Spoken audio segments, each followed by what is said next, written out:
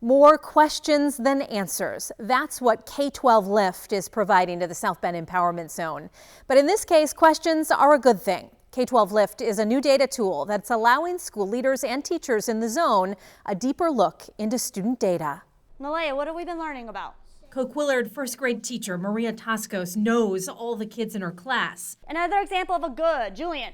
But now with a new data tool, she has a new understanding of how each child is learning. Just kind of being able to really look at the child individually and give them exactly what they need to be successful. This school year, Toscos has been using K12 Lift to examine if what she's doing in the classroom is working and for whom. Before it was more of, are they on grade level or are they not? It's nice to be able to see, okay, this child made a whole year's of growth last year and this year they're struggling. So what is the gap? What are we missing? K12 Lift is a data visualization tool. And so what I'm seeing here is that your Black students are gaining ground. Student academic data is entered throughout the school year. Then teachers and school leaders from the bottom up can see where individual students are struggling and map out whether they're losing or gaining ground compared to their peers around the country. Really being able to look at, okay, where was this child last year?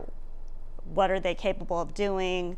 And are they continuing to make that growth into this year that I have them now? It's not only helping teachers at the classroom level. And there's many layers. So you start unpacking the data. You can look at, as a system, we want to look at, first of all, for every grade level, how is growth going, right? Are students moving towards proficiency and how much are they moving? Roxana Zapata is the Empowerment Zone's Executive Director of Teaching and Learning. Using the data is really the only end result that is going to translate into student outcomes. She's the one who brought K12 Lift to the zone. We want to accelerate growth when we have larger gaps. Zapata says she wanted to change the conversation about student achievement from did the student score change to are they growing quickly enough to learn a year's material in a year's time. How many students, or what is the percentage of students that have a larger gap because of years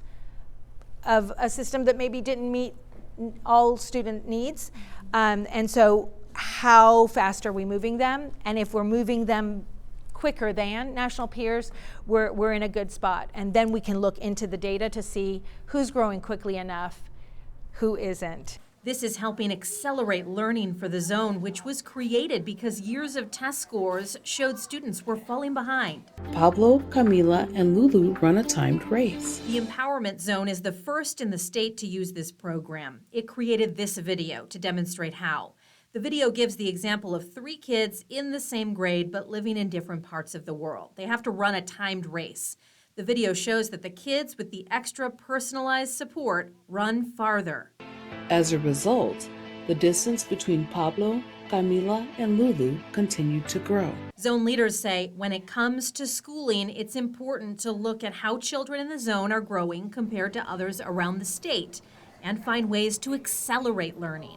Since they were already behind, the chasm between where they are and where others in their grade levels are continues to widen. Zapata says teachers and school leaders are using K12 Lift to look at children individually and in other ways, then ask questions together about how to improve instruction. So data that really feeds a continuous improvement cycle that on the ground is actionable, I think is going to be great. It's interesting. It's a different way of looking at the data. At the most basic level, K12 Lift is showing student data in ways that spark conversations and help teachers better teach our children. It helps the teacher understand exactly what the child needs. The Indiana Department of Education is currently considering K12 Lift as a model for other low-performing Title I schools. Wednesday, a look at some of the positive data K12 Lift is already showing and how it's being used. In the studio, Kristen Bean, WSBT 22 News.